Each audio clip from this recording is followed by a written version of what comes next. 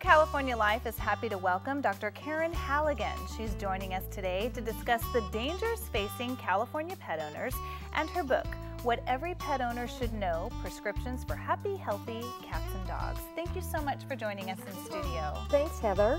And I have to tell you, I was amazed by that statistic. We had it on in the teas. 50% of homeowners don't even know that they have fleas and ticks. Is that true? It is true.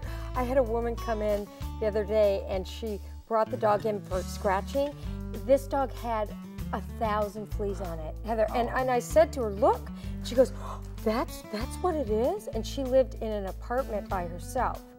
And if only 5% of the population is adults and the other 90% are larvae and eggs, she had a severe infestation and she was clueless. And the other sad part is maybe when they realize it or they think they have it, they're trying to do their own remedies. They don't want to spend the money to go to a vet. You know, they're thinking, oh, they're putting it off. I mean, do you find that as well? Absolutely. And I think part of the problem was in the past, the most effective flea control we had was Frontline.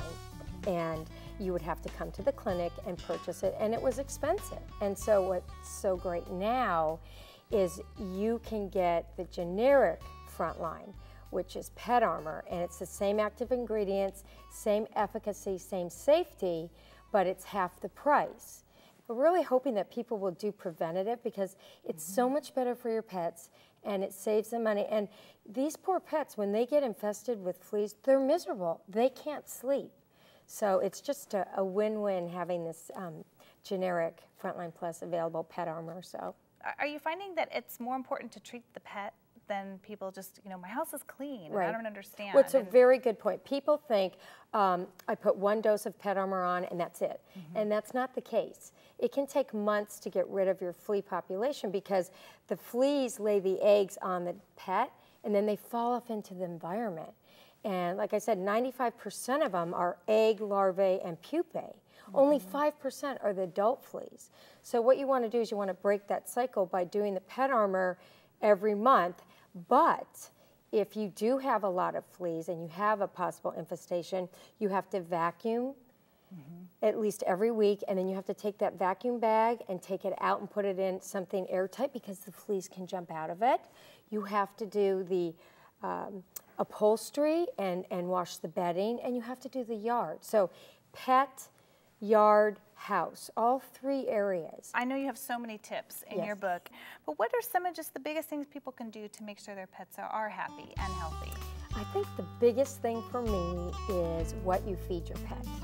Okay, one little piece of cheese can set a dog or cat into a life-threatening pancreatitis. I think that's the big thing. Like, cheese is not good for us. It really isn't. It's processed and it's really not good for pets. And anything that you're giving them that we're eating is bad. You really need to get high quality cat or dog food and feed in measured amounts, and you know, don't use food to love them.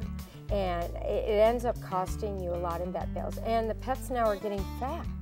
60% are coming in fat. Yes. And there's no reason for it. And that leads to arthritis, it shortens their lifespan, and it's just the pets are getting heart problems. So you really need to keep your pets lean. And I tell people, you know, they've trained you when they do this, you know, and you give them a treat. Well, what did you just do?